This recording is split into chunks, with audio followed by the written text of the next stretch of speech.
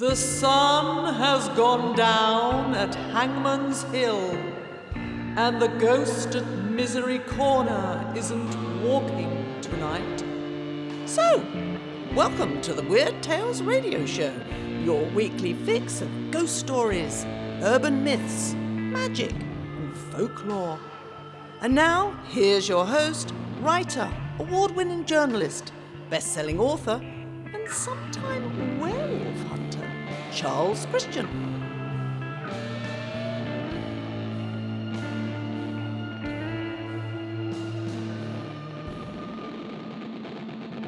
Hello and welcome to you. Thank you for joining us. I'm Charles Christian and with me is Janie.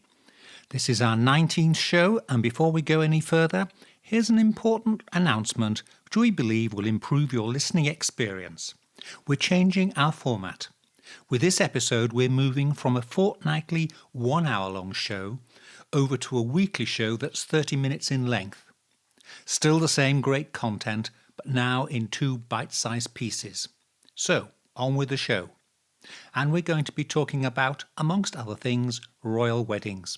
I know, where did we get that idea from? However, we start with ghosts, and once more it is King Henry VIII's second wife, Anne Boleyn, who is in the spotlight. But, in her case, I happen to know it's more a case of 4 funerals and a wedding. So anyway, tell us more. It's a classic. Every year on the anniversary of her death, on the 19th of May 1536, the ghost of Anne Boleyn, with her head on her lap, is said to arrive at her old home of Blickling Hall up here in Norfolk, where we're based, in a coach pulled by 4 headless horses and driven by a headless coachman. Meanwhile, the ghost of her father, Sir Thomas Boleyn, is said to be doomed to wander the earth for all eternity, unless he can cross 12 Norfolk bridges between midnight and cockcrow on the 19th of May. This was Sir Thomas's divine punishment for doing nothing when both his daughter Anne and his son George were arrested, tried and subsequently beheaded on trumped-up charges of high treason, incest and adultery, just so King Henry VIII could marry his new mistress, Jane Seymour.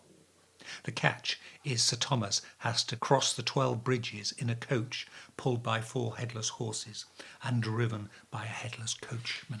I do have a query already. Yes. Okay. Why did the poor coachman and horses have to lose their heads? Just any ideas? No, Okay. it seems to be a thing with Norfolk ghosts. Right, just asking.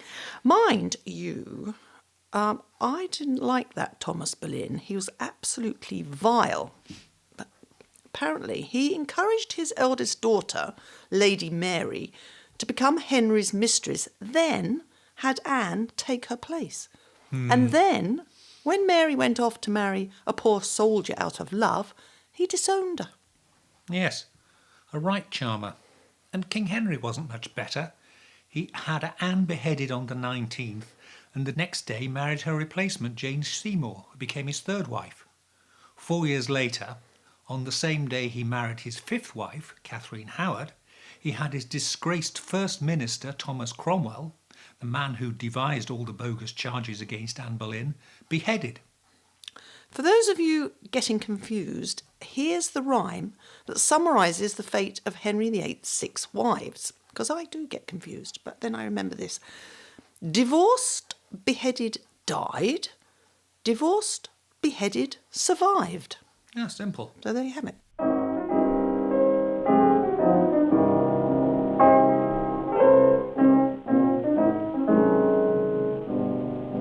In the Tower of London, large as life, the ghost of Anne Boleyn walks, they declare.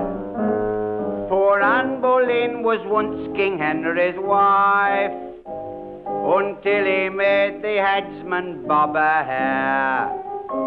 Ah, yes, he did her wrong long years ago, and she comes up at night to tell him so. With her head tucked underneath her arm, she walks the bloody tower with her head tucked underneath her arm at the midnight hour. She comes to haunt King Henry, she means giving him what for. Gadzook, she's going to tell him off for having spilt her gore. And just in case the headsman wants to give her an encore, she has her head tucked underneath her arm. With her head tucked underneath her arm, she walks the bloody tower. With her head tucked underneath her arm at the midnight hour. Along the drafty corridors for miles and miles she goes. She often catches cold, poor thing. It's cold there when it blows.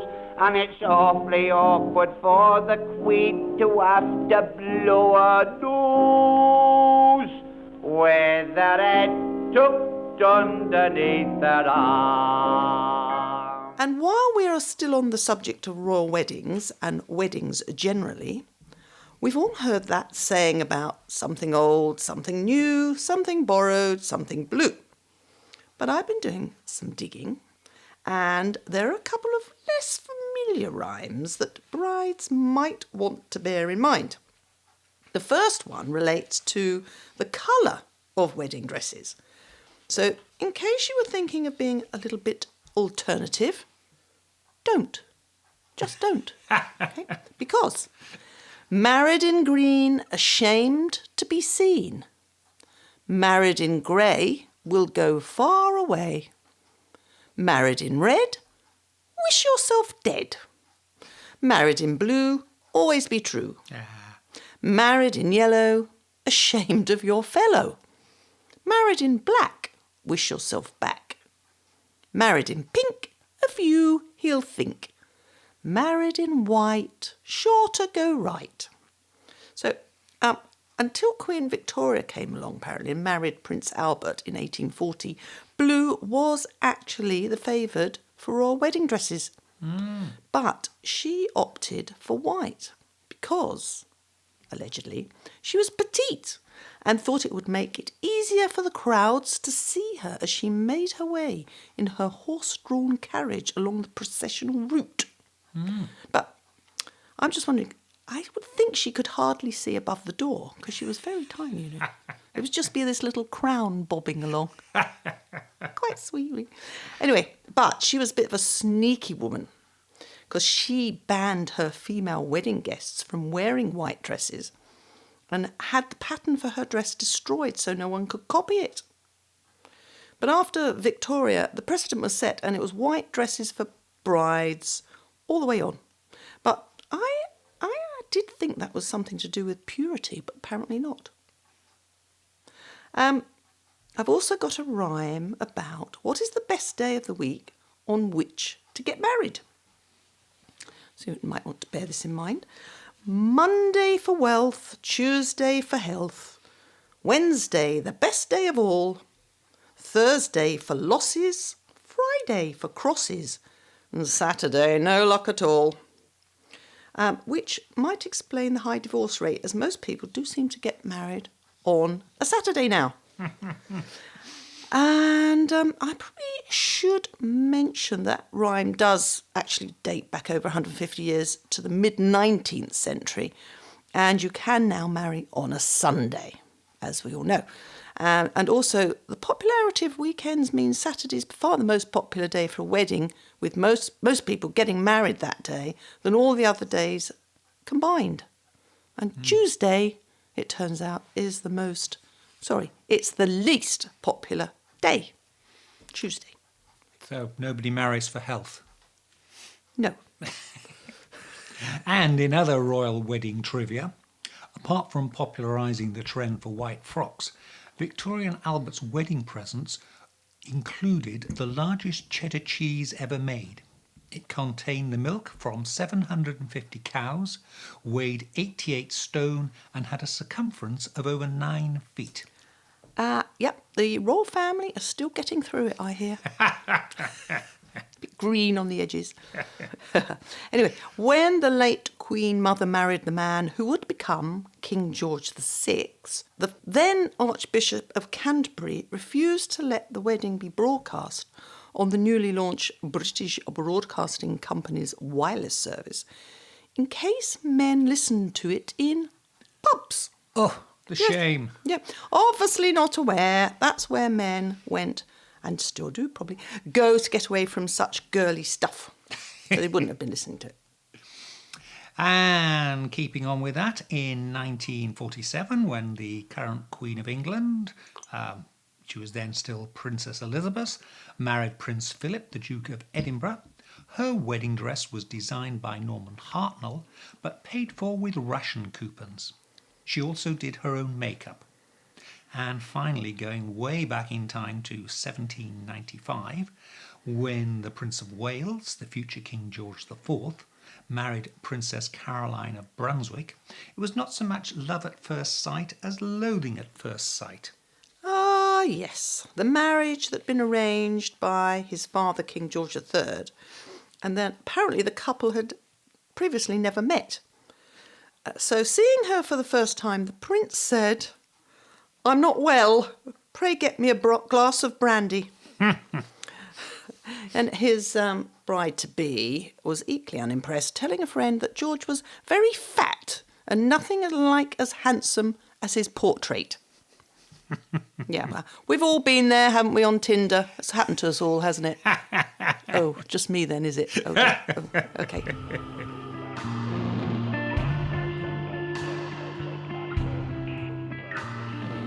Staying with anniversaries, last Sunday, and that was the 20th of May, was Whit Sunday, or Whitsun, or even Whitsuntide. Technically, it's the Christian festival of Pentecost, and that takes place on the 7th Sunday after Easter. And in fact, the following day, Whit Monday, used to be a public holiday here in the UK until 1972, when it was replaced by the spring bank holiday on the last Monday of May. And naturally, Whitsun has its own peculiar folklore. It's apparently the start of the Morris dancing season. In the north of England, there's still the tradition, particularly in Manchester, of big church parades for children called Whit Walks.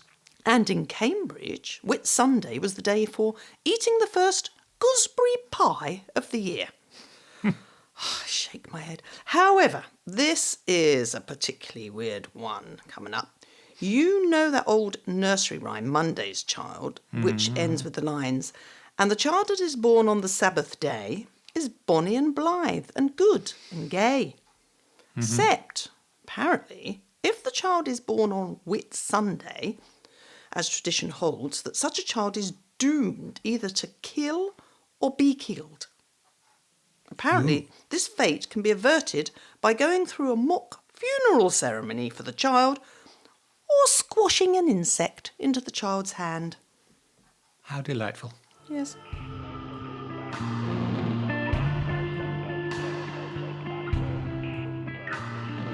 Time for another ghost story now, and this is one of the classic hauntings of the Norfolk Broads area of eastern England, and it's said to reoccur every year at around 3 a.m. in the morning on the 25th of May. Although apparently it's been over 100 years since anyone last saw this ghost, and that person apparently was so frightened they fell in a river and drowned. Let's wind back the clock to the year 1067, just 1 year after the Norman conquest of England, to set the scene. Although William the Conqueror had been crowned King of England on Christmas Day 1066, many parts of England were still resisting Norman rule. This included East Anglia, where one of the leading churchmen of the day, Abbot Ethwold, had been put in command of the naval and military defences of the east coast by the last Saxon King of England. By the early spring of 1067, Abbot Ethwold and his followers holed up in the isolated but seemingly impregnable island fortress of St. Benet's Abbey, in what is now the carefully tended Norfolk Broads, but was then just a maze of rivers, meres, estuaries, mudbanks and salt marshes, accessible only by boat or across a long narrow causeway from Horning. With all previous frontal assaults on the Abbey having failed, William now put a young knight called Roger Bigod in charge of the siege of St. Benet's. Recognising the strength of Abbot Ethelwold's position, Roger Bigod immediately changed tack and opened negotiations to end the siege without further violence. Ethelwold, for his part, saw that while the Normans could not get into the abbey, neither he nor his Saxons could get out. So, playing for time, he agreed to a truce and appointed a respected and long-serving monk called Edric, though some accounts say he was called Esric, as his intermediary. Brother Edric may have served the abbey loyally for over 20 years, but Bigod was a better judge of character than the abbot and was able to detect that Edric was an unhappy man. A man apparently seething with resentment because he had felt he'd been overlooked for higher office and was now caught up in a life and death struggle brought on by the abbot's own dabbling in politics. It was at this point in the negotiations that Bigod made Edric an offer he could not refuse. If Edric would open the abbey gates to the Normans in the middle of the night, then, so the legend runs, not only would Bigod spare the lives of all the monks, but he would also make Edric the new abbot for life and raise him higher than any man living within the abbey, higher than he would ever expect. The deal was struck.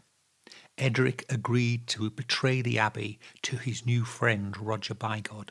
It would be during matins, which in a medieval monastic order would have been celebrated at around either 2 a.m. or 3 a.m. in the morning. And so it was that in the dark early morning of the 25th of May, 1067, the gate was opened, the Normans rushed in, the guards dozing in the gatehouse were overcome, and the abbey was seized. Then it was time for Brother Edric to receive his just rewards from Roger Bigod. First, an abbot's highly decorated cope, in effect a cape, was placed over his shoulders. Then the mitre, the ceremonial headdress, was placed on his head, and a crozier, the ceremonial staff of office, was placed in his right hand.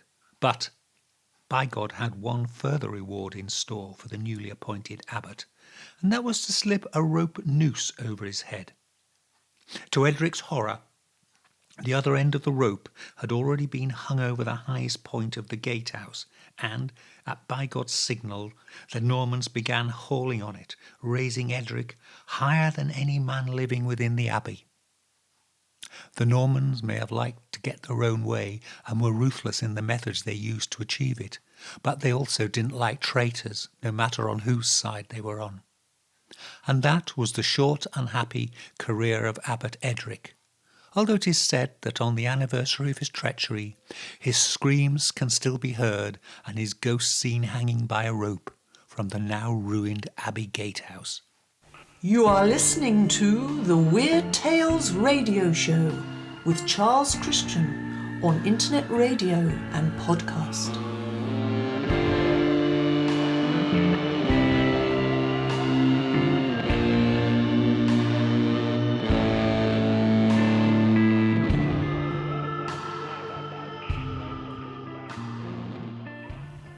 Okay, a trick question for you now. Who is the biggest villain in human history, in the sense of the person who has inflicted the most harm on humanity? So I got to guess, have I? You've got to guess, something okay. like that. Okay. Is it the person who invented the duvet cover?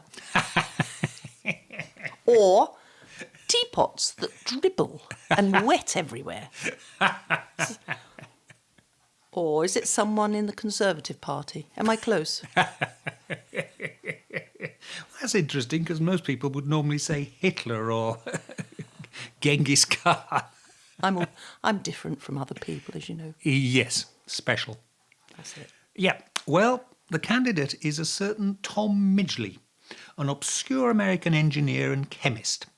In fact, last week was Tom Midgley Day, when we celebrated, well, nobody actually celebrated, the 129th anniversary of his birth on the 18th of May 1889. Who is Tom Midgley, you ask? He is the man who, despite having the best of intentions, unwittingly unleashed two major health hazards on an unsuspecting world. The environmental historian J.R. McNeill said Midgley had more impact on the atmosphere than any other single organism in Earth's history, while the writer Bill Bryson has commented that Midgley possessed an instinct for the regrettable that was almost uncanny. You can find his full story online. However, it all began in 1921 when he discovered that adding lead to petrol could prevent knocking in internal combustion engines. Midgley himself subsequently suffered severe lead poisoning. However, that did not deter the motor industry from shifting to leaded petrol. Not content with this, a few years later, Midgley headed the team that developed Freon and other CFC gases as coolants for refrigerators and propellants for aerosol canisters. Having contributed lead pollution and ozone depletion to the atmosphere, in 1940 Midgley contracted polio and was left disabled. He therefore devised his third and final invention, a system of ropes and pulleys to help others lift him from his orthopaedic bed. Unfortunately, in early November 1944, he became entangled in his own contraption's ropes and accidentally hanged himself. Oh, that's just awful. Poor man. No, we're not to feel sorry for him, because he was villainous. Anyway, yes.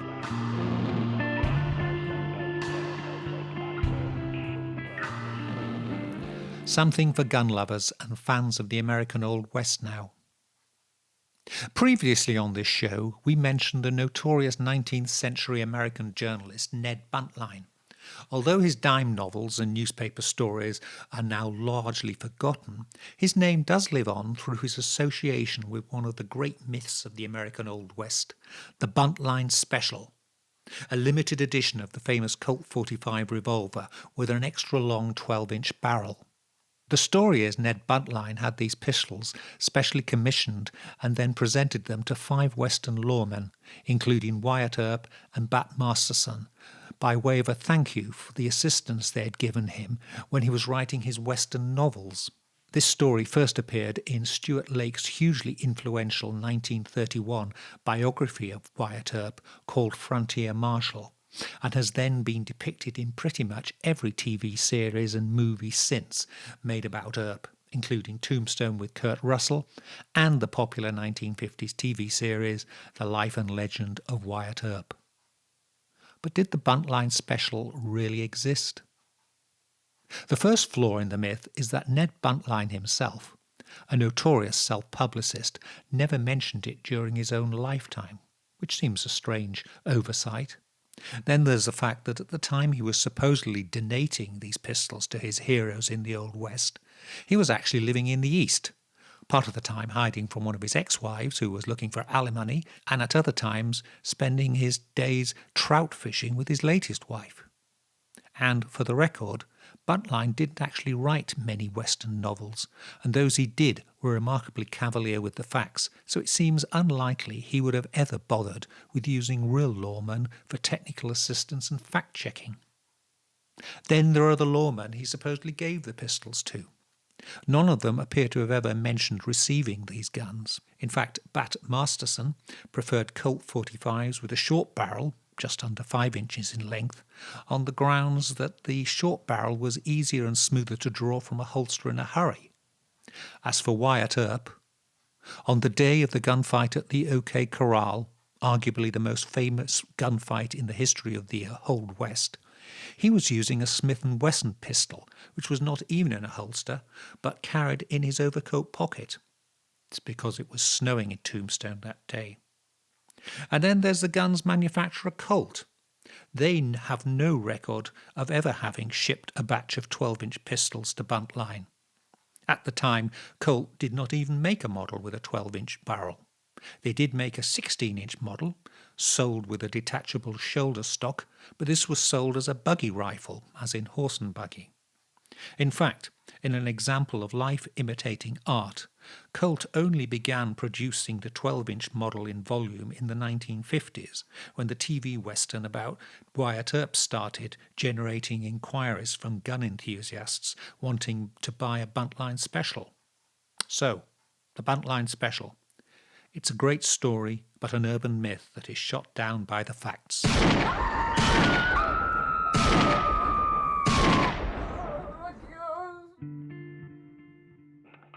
Find us online at www.urbanfantasist.com or email us at urbanfantasist@icloud.com or follow us on Twitter at Christian Uncut.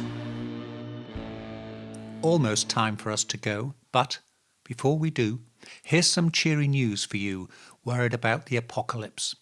Last month, the 23rd of April, was not only St. George's Day and William Shakespeare's birthday.